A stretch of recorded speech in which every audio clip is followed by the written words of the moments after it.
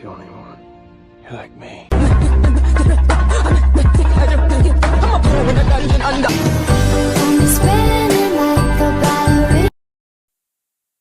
I like apples and bananas. Me too, bro. Me too.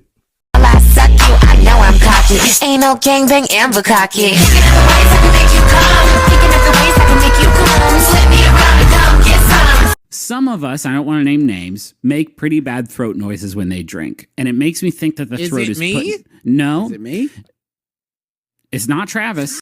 That reminds me of this one time in middle school when these girls were basically just like laughing at how, oh my God, they were bullying me.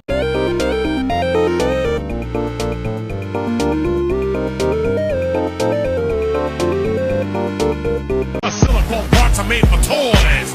I want them real thick and juicy. So find that juicy double. Mix a lot's in trouble. Begging for a piece of that bubble.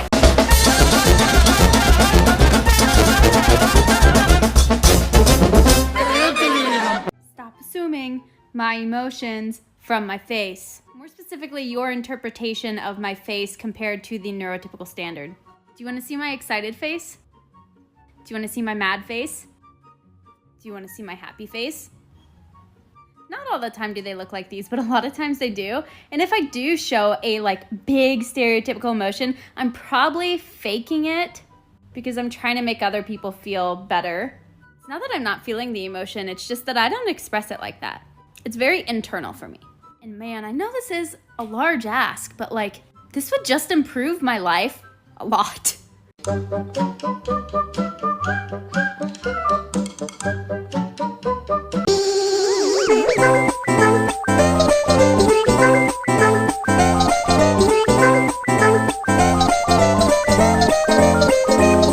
get told a lot that I should not be talking about autism because I am high functioning.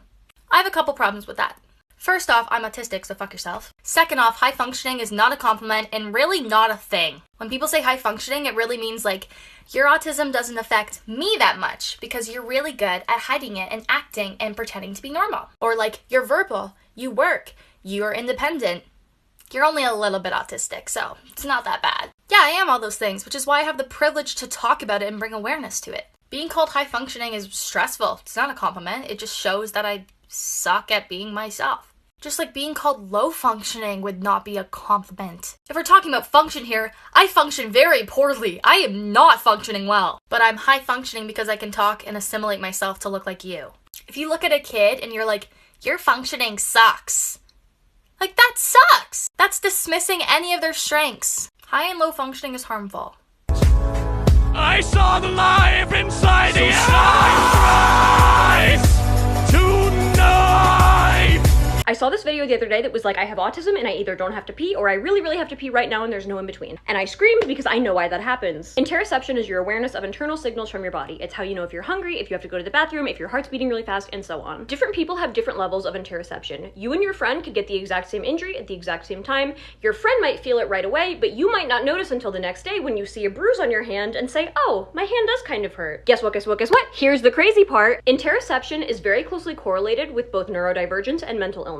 People diagnosed with autism tend to have very complicated relationships with interoception. On average, people with autism are more sensitive to internal signals, but less likely to accurately identify them. Are you ever having a really bad day and you don't know why, and then you have a snack and realize you were literally just hungry? So your body knew you weren't feeling good, and your heightened interoception meant that you really weren't feeling good. But you didn't know you were hungry because the signals you got from your body weren't specific enough. You have high sensitivity for internal signals, but low accuracy for pinpointing the actual cause. I read an article that connected this to the social difficulties that can come with having autism. Quote, it is difficult to understand another person's perspective when we struggle to understand our own embodied experience. So when that girl posted that video about how her bladder goes from 0 to 100, I think she was right to correlate that with being neurodivergent, and I think interoception is a huge piece of the puzzle that so many of us are missing. There haven't been very many studies published on autism and interoception, so if anybody watching this needs a dissertation topic...